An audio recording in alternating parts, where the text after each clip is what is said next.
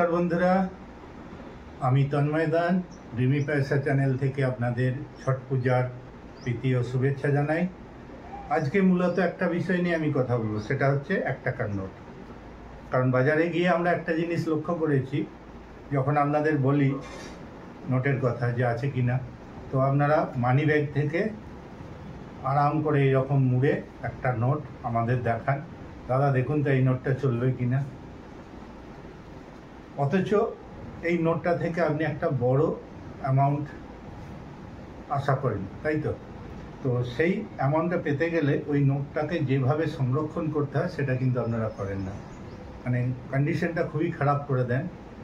তো আপনাদের উদ্দেশ্যে একটা কথাই বলবো যে নোটটিকে আপনারা বাড়ির ডায়েরি পাতার ভাঁজে বা নোট কালেক্টের মানে পলিথিনের পাউচ পাওয়া যায়, তার ভিতরে সোজাভাবে নোটটাকে মুড়বেন না, যে সোজাভাবে নোটটাকে আপনি এরকম সোজাভাবে রেখে দিন।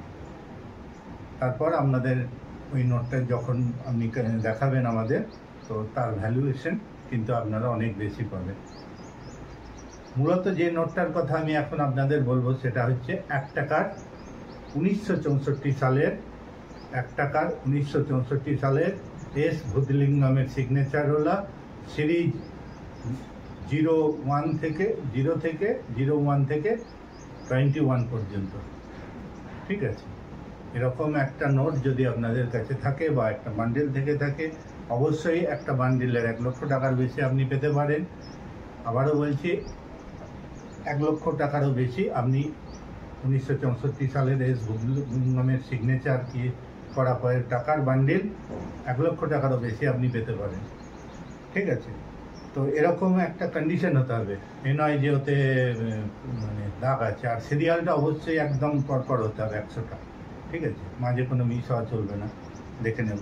তো ওরকম একটা বান্ডেলও আপনি পেতে পারেন এএনসি কন্ডিশনে, ভালো কন্ডিশনের একটা 1 টাকার লোড 1964 এসবি ভূতলিঙ্গমের, ওটাও আপনাকে কয়েক হাজার টাকা দেওয়াতে পারে। অবশ্যই আপনারা যে নোটগুলো কালেকশন করছেন তার কন্ডিশন ভালো হওয়া দরকার। এই একটা নোট আমি কালেকশন করেছিলাম বন্ধুরা, দেখুন 100 রুপিতে। তো এই নোটটা কিন্তু ফাটা ছিল, জোড়ানো হয়েছে, জোড়া লাগানো হয়েছে টাইগার মার্কা, ঠিক আছে? তো কন্ডিশন এরও অতটা ভালো না, কিন্তু আমি এটা নিয়েছি রেয়ার বলে।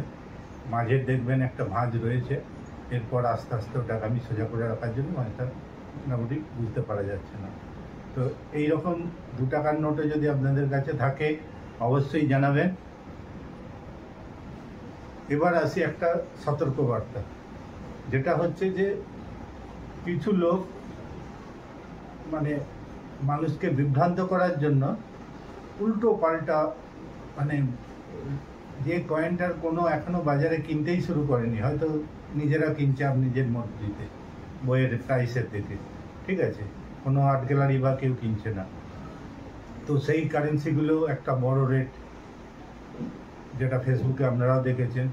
আপনার বলুন তো, ফেসবুকে আমি দেখছিলাম একটা কমন কয়েন, যেটা আমার বাড়িতেও আছে, পাশের বাড়িতেও আছে, বা কোনো দোকানে গেলে সেও একটা দুটো দিয়ে দেবে, মানে একদম কমন, সব জায়গায় পাওয়া যায়। সেই কয়েনটার রেট নাকি 12 লাখ টাকা।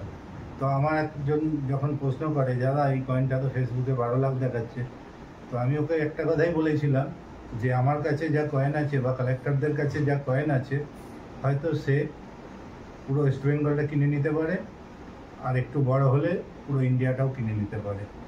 কারণ যদি 12 লাখ 14 লাখ করে ভ্যালু হয় বন্ধুরা এক একটা কয়েনে, তাহলে তো আপনাদের এটাই বলবো যে 1500 কয়েন, তার মধ্যে 150টা কয়েন অ্যাকচুয়ালি তার অরিজিনাল প্রাইসের থেকে বেশি পয়সা দিচ্ছে, একদম ফর্মুলা। তার থেকে 15টা কয়েন যে এখনও 10,000-এর উপরে দিচ্ছে। অবশ্যই সেই কয়েনগুলো খুবই রেয়ার হবে, নর্মাল পজিশনে ওগুলো পাওয়া যাবে না। আমরাও খুঁজে, কিছু কয়েন আছে যেটা আমি এখনও হাত দিইনি, 1985 যেটা কপার নিকেলের, আমরা খুঁজছি, খুবই রেয়ার, একটা মিনিট থেকে একবারই তৈরি হয়েছিল। তো সেই কয়েনটা কিন্তু আমরা পাইনি বন্ধুরা। তো এরকম জিনিস যদি আপনারা হাতে খুব চটজলদি পেয়ে যান, একদম খুব ইজিভাবে, তো জানবেন সেটা ইয়া তো ডুপ্লিকেট হবে, ইয়া আপনার কোনো একটা ভুল পথে আপনি চলছেন। ঠিক আছে, তো অবশ্যই আমাদের হোয়াটসঅ্যাপে চাইলে আপনারা সেটা ছবি পাঠিয়ে যাচাই করে নিতে পারেন যে এটা অরিজিনাল কিনা। কারণ বাজারে 1 টাকার নোটেরও প্রচুর জাল। আমার কাছে আছে, পরের দিন আপনাদের জাল নোট দেখাবো বন্ধুরা। ঠিক আছে, সেটা অফিসে আছে, দেখাইনি, আমাকে কালেক্ট করে আনা হয়নি, তো সেটাও আমি দেখাবো। 2টো জাল নোট 1964 সালের 1 টাকার নোট, এস বুদলিঙ্গমের সিগনেচার, 0 থেকে 21 সিরিজের যদি আপনি দিতে পারেন, যদি সেটা বান্ডিল হয় সিরিয়াল ওয়াইজ, তাহলেও আপনি পেয়ে যাবেন 1 লক্ষ টাকার বেশি।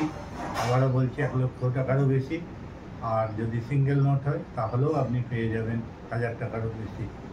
ঠিক আছে, অ্যাজ পার কন্ডিশন। তো যদি আপনার কাছে থেকে থাকে অবশ্যই আমার সঙ্গে যোগাযোগ করতে পারেন। আমার মোবাইল নাম্বারে হোয়াটসঅ্যাপ নাম্বার দেওয়া থাকবে, আপনারা চাইলে ছবি পাঠাতে পারেন, আমি তার অরিজিনাল ভ্যালু আপনাকে জানিয়ে দেবো। তারপরেই আপনি ডিসিশন নেবেন যে আপনি এটা বিক্রি করতে চান কি না।